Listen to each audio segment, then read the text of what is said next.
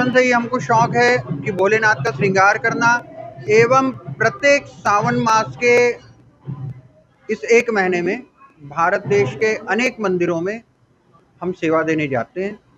इस वर्ष पुनः फिर से दोबारा यहाँ सेवा देने का अवसर प्राप्त हुआ। भोलेनाथ की जैसी कृपा हो रही है वैसी हम सेवा दे रहे हैं। किस तरह का श्रृंगार किया है? देखिए, वो महाकाल का श्रृंगार, हमेशा श्रृंगार जो हम करते हैं वो भोलेनाथ की प्रेरणा से करते हैं। भोलेनाथ की जो इच्छा हो जाती है वो श्रृंगार हो जाता है। जैसे कि आज मैं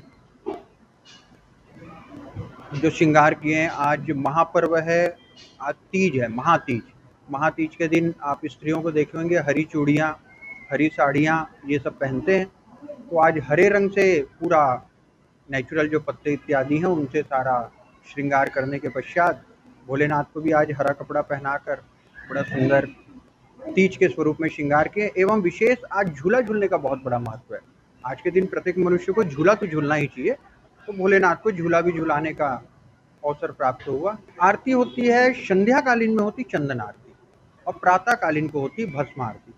क्योंकि आपको बता दें, जब सुबह शिव जी निकलते हैं तो भूत प्रेत इत्यादि अपने भक्तों के लिए निकलते हैं। तो भक्तों को ना शिव जी को मुंडमाला भस्म इत्यादि में ही देखना पसंद है, तो भोलेनाथ उसी स्वरूप में श्रृंगार करके निकलते हैं। लेकिन जब अपने घर आते हैं तो स्नान ध्यान करके पवित्र होके, उनकी पत्नी जो पार्वती है उनको अच्छा लगता है परफ्यूम लगना, सुगंधित चीज़ें, मतलब साफ सुथरे एकदम। तो इसी कारण संध्याकालीन को चंदन आरती होती है, जिसमें सुगंधित इत्र, सुगंधित चंदन, सुगंधित भस्म इत्यादि से उनका श्रृंगार किया जाता है और उसकी आरती की जाती है। आज चंदन आरती जो होने जा रही है उसकी विशेषता क्या रहेगी? चंदन आरती की विशेषता ये है कि संध्याकालीन इस चंदन आरती का दर्शन करने मात्र से या इस चंदन आरती में सम्मिलित होने से या इस चंदन आरती को करवाने से विशेष करके लक्ष्मी की प्राप्ति होती, क्योंकि इससे शिव जी बिल्कुल खुश नहीं होते। इस आरती से हमारे भोलेनाथ बिल्कुल खुश नहीं होते। इससे खुश होती बस गौरी, उनकी धर्म पत्नी, क्योंकि कोई भी अपने पति को धूल मिट्टी से रंगा हुआ कोई नहीं देखना चाहता। लेकिन जब गौरी माँ के लिए उनके गौरा को एकदम साफ सुथरा जब श्रृंगार करते हैं, सुगंधित चंदन इत्यादि चढ़ाते, तो शंकर भगवान बोलते हैं मेरे को जो चढ़ाना चढ़ा दे, मेरे को क्या लेना देना। लेकिन उससे गौरी बहुत प्रसन्न होती है।